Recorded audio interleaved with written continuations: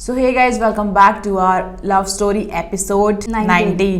मतलब हर दिन एपिसोड बढ़ते जा रहे हैं और हमने सोचा कि क्यों ना आपको स्टोरी से कनेक्ट कर दें, इसलिए हमने ब्लॉग शूट किया था थोड़ा सा, लेकिन फिर हमने कहा चलो यार लव स्टोरी का पार्ट ही कंटिन्यू करते हैं ताकि आप उस मोमेंट से जुड़ पाओ जो हम आपको आगे बताने वाले हैं। yes. और मैं ज़्यादा इंतज़ार भी नहीं कराना चाहती थी यार आपको। तो भाई मैंने जैसे कि आपको लास्ट एपिसोड में बताया कि हम लोग दिल्ली में मिले और फिर उसके बाद मेरे ऑफिस में जो मेरे बॉस हैं, मेरे मैनेजर, उनको चीज़ें पता लगी थोड़ी बहुत जो भी लगी और मैंने फिर उनको पूरा एक्सप्लेन किया।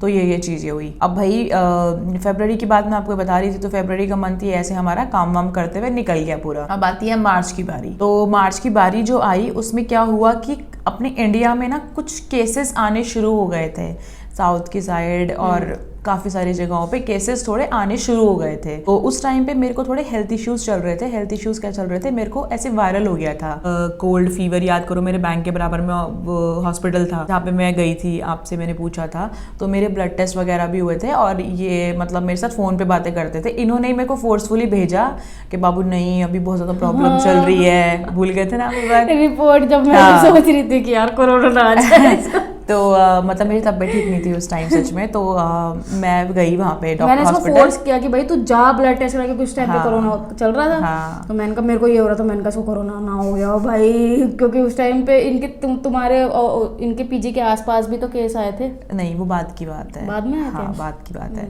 तो ये बात है फर्स्ट लॉकडाउन लगने से पहले की, कि मेरी हेल्थ थोड़ी ठीक नहीं थी और ऐसे से प्रॉब्लम हो रही थी। तो मैंने बैंक से भी छुट्टी ली हुई थी क्योंकि थोड़ा सा ये चीज़ स्प्रेड होने लगी थी, वीडियोस कुछ आने लगी थी।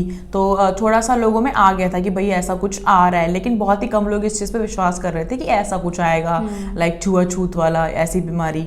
तो उसके बाद ये हुआ और मैं अपनी दवाई लेके चली गई ऑलमोस्ट 10-12 डेज़ की, 12 या 15 डेज़ की कोई दवाई मैं लेके चली गई वहाँ पे। और फिर ये मेरे को ऐसे बोलते हैं, बाबू तू ना एक काम कर दे, कब तू बैंक जाएगी ना एक सैनिटाइज़र लिया और एक मास्क लिया। ये इन्होंने मुझे बोला कि सैनिटाइज़र लिया और मास्क लिया। तो जहाँ से मैंने इनके लिए टेडीज़ वगैरह खरीदती थी उसी वही एक मार्केट में मैं जाती थी, नियरेस्ट थी मेरे पीजी की। तो मैं वहाँ पे गई मेडिकल शॉप पे, उसके पास ही शॉप थी। मैंने वहाँ से अपने लिए पहली बार सैनिटाइज़र खरीदा और पहली बार ब्लैक कलर का एक मास्क खरीदा।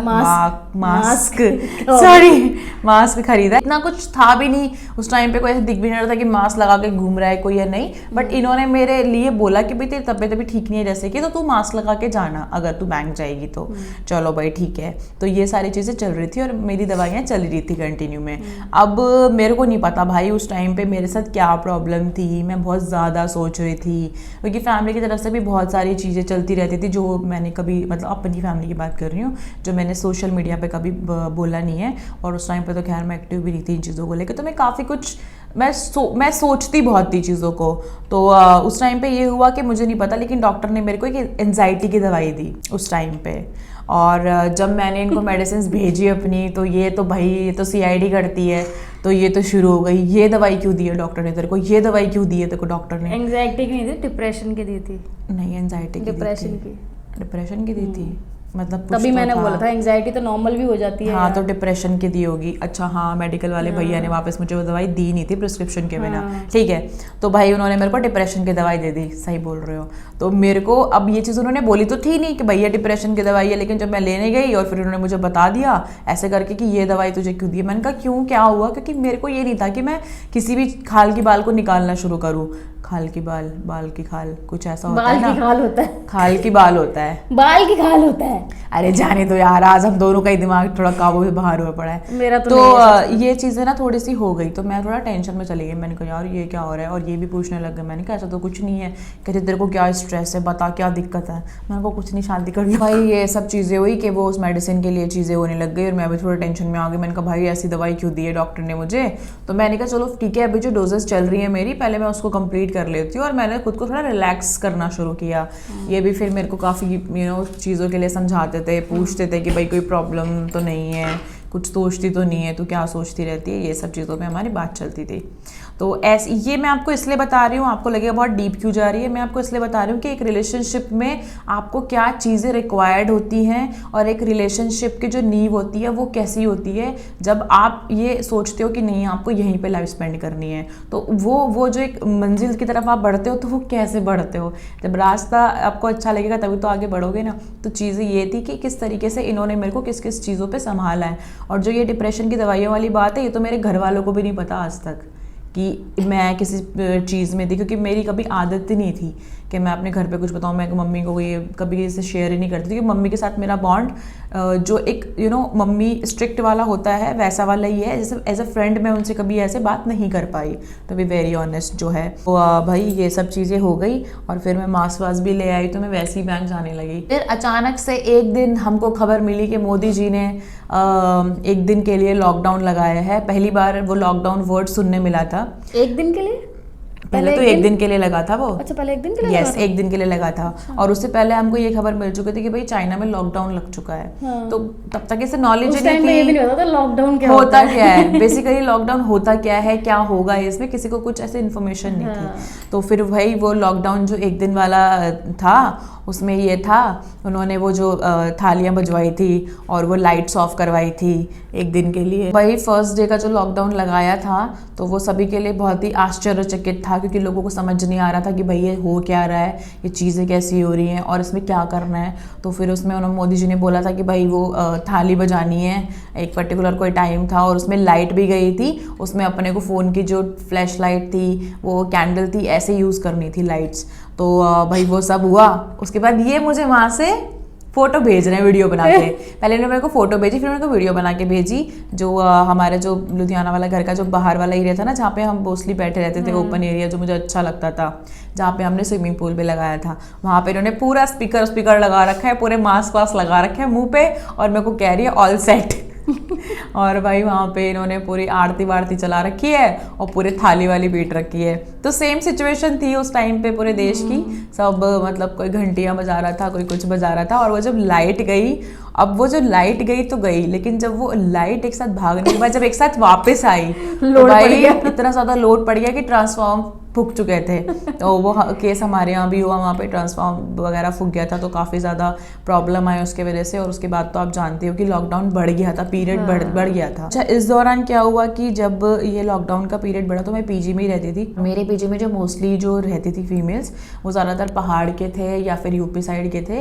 तो काफ़ी सारे ना बच्चे वहाँ से जा रहे थे। वही रहते रहते ऐसे करते करते ना पीजी में ना मतलब मुश्किल से 5-6 लोग ही बचे। और फिर धीरे धीरे करके ऐसा हुआ कि सिर्फ 2 ही लोग बचे। तो जो वो लॉकडाउन का पीरियड था ना, वो बड़ा पेनफुल हो गया हमारे लिए, क्योंकि ना तो हम वहाँ से जा सकते और ना हमारे पास कोई और ऑप्शन है। और इतनी ज़्यादा चीज़ें बिगड़ चुकी थी कि हमारे पास वहाँ पे पीने के लिए पानी तक अवेलेबल नहीं हो पा रहा था और खाने के लिए फूड तक अवेलेबल नहीं हो रहा था। क्योंकि हफ्ते में कोई एक पर्टिकुलर डे मिलता था जिसमें बहुत अर्ली मॉर्निंग 1 घंटे के लिए 2 घंटे के लिए कोई शॉप खुलती थी। उसमें भी लोग निकलने से इतना ज़्यादा घबराते थे कि हाय ये ना हो जाए, मतलब इतनी ज़्यादा प्रॉब्लम्स आ रही थी। तो भाई बहुत ही मुश्किल होती थी। तो मतलब वो भी टाइम हुआ है कि जब हमने बिस्किट खा खा के गुजारे किए हैं। तो तब मेरी इनसे बात होती थी और ये बहुत पैनिक रहते थे कि यार ऐसे क्यों, तू ये कर ले, तू वो कर ले।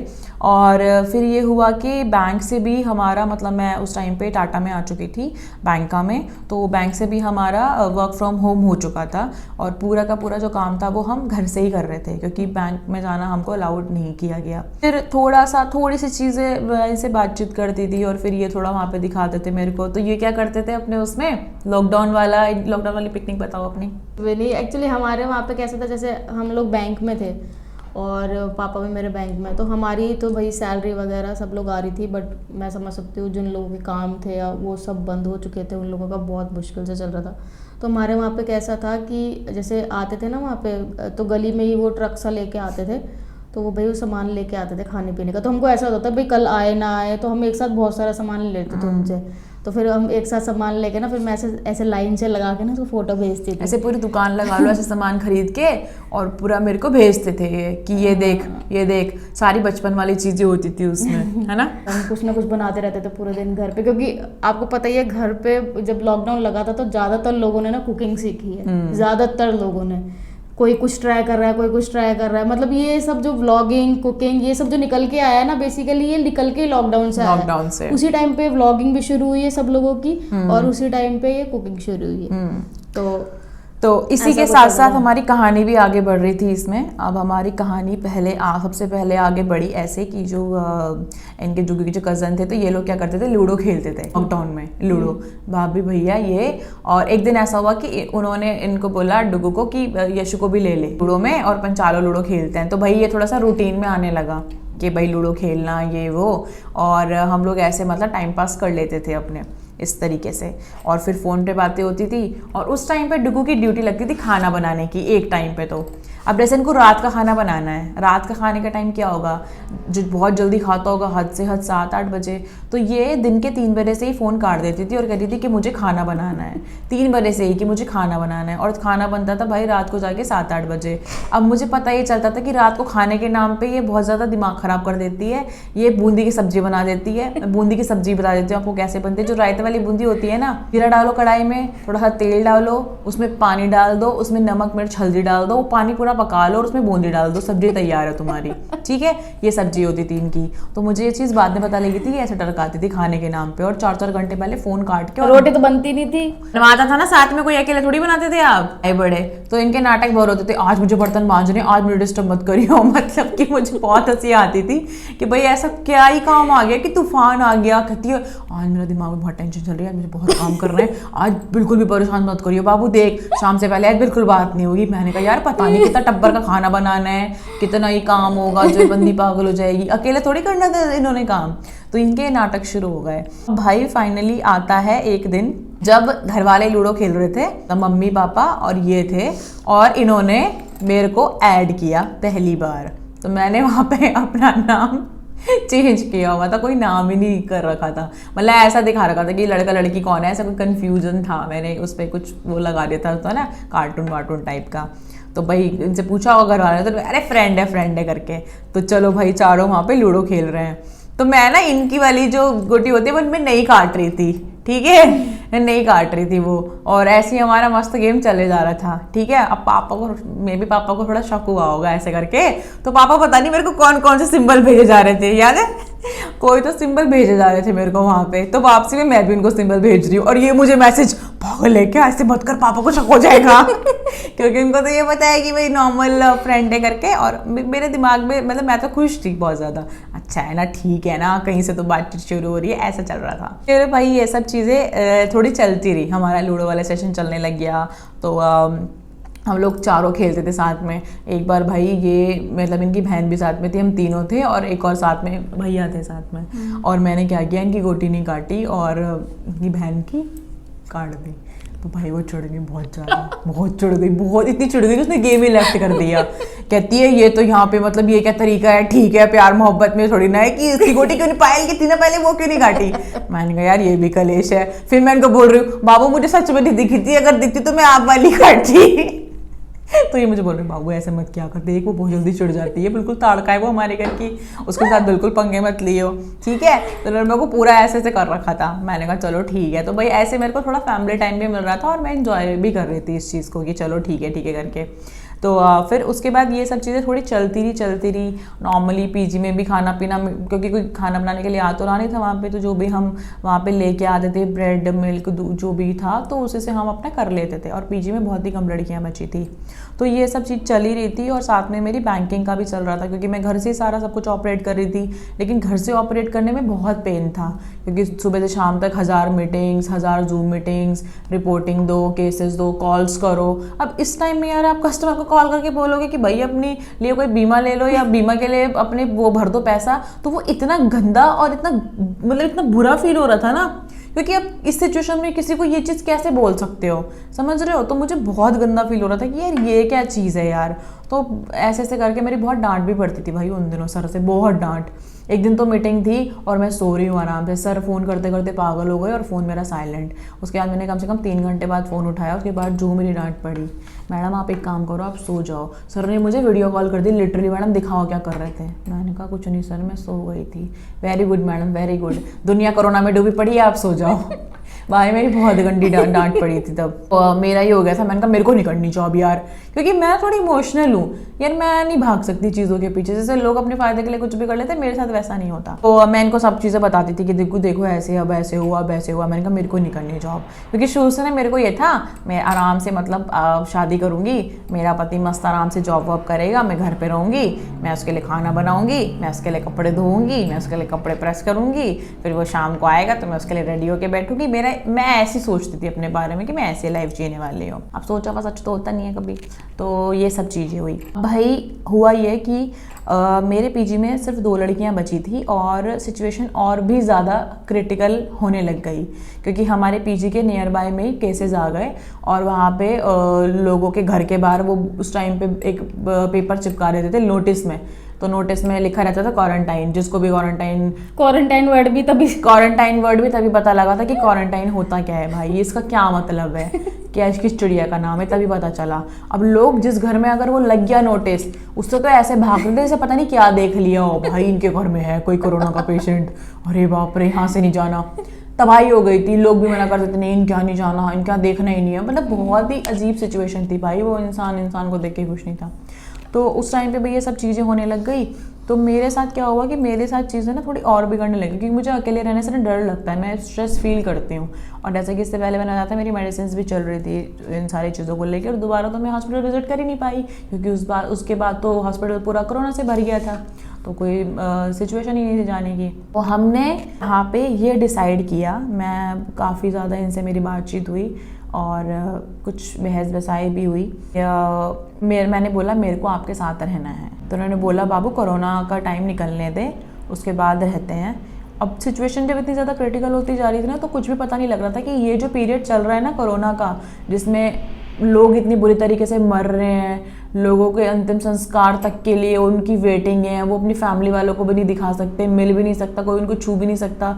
वो सिचुएशन जो आ रही थी ना, वो जो वीडियोस आ रही थी, जो सब कुछ आ रहा था ना, वो और ज़्यादा पैनिक कर रहा था। मतलब कि लिटरली वो विजुअल्स आते थे, रात को नींद नहीं आती थी, इतना टफ टाइम लगता था। और मैं कुछ अगर देखती थी तो मैं रोती थी लिटरली इनके सामने, वीडियो कॉल पे या कॉल पे मुझे बहुत रोना आता था कि यार मतलब इंसान बिल्कुल ऐसा खिलौना सा बन गया कि मिनटों में गायब। ये सब चीज़ें चलने लग गई, तो मुझे इस चीज़ को लेके बहुत घबराहट होती थी। तो मैंने इनको बोला कि नहीं, मुझे आपके साथ रहना है, मैं इस चीज़ के लिए टाइम नहीं दे सकती कि कोरोना ख़त्म होगा और फिर हम मिलेंगे, फिर हम परिवार से बात करेंगे और ये टाइम के साथ साथ चीज़ें सही होंगी। मैंने बोला नहीं, मैं इस चीज़ के लिए टाइम नहीं दे सकती।